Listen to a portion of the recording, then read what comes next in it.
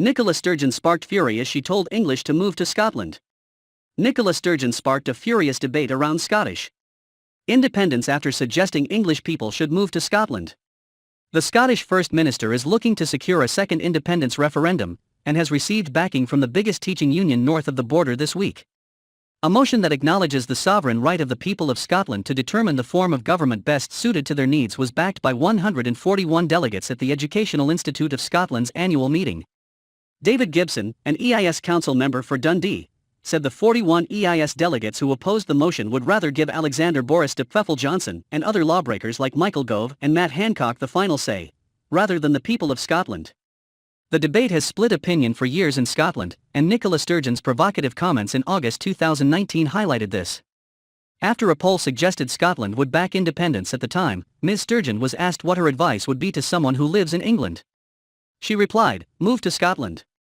Asked if she was at least half serious, she added, "More than half serious. We need more people in Scotland." "Absolutely, move to Scotland." Asked what if someone can't or won't, she added, "It's very difficult. And I don't have an obvious answer to that. I think the abdication of leadership on the part of Jeremy Corbyn right now will be as much of the stuff of the history books as what's happening in the Tory party. And I think it's tragic. If you're in Wales, vote for Plaid Cymru, obviously." She added, "Throughout my political career, I've had, and I don't mean this pejoratively, people almost portraying Scottish independence as some kind of betrayal of the left.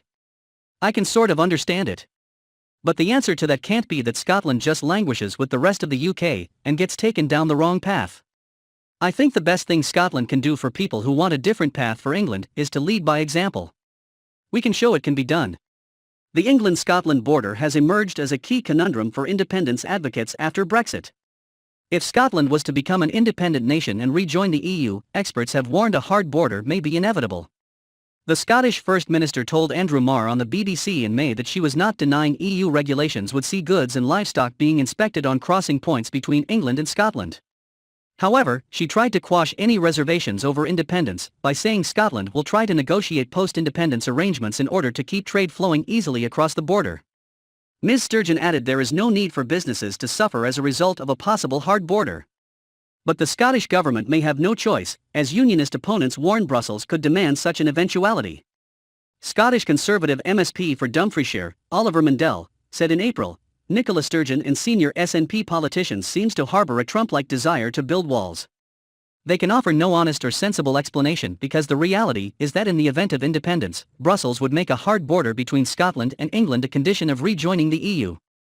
The truth is the SNP are so blinded by their divisive ideology, they would willingly risk the devastation that would inevitably cause to Scottish jobs and the economy.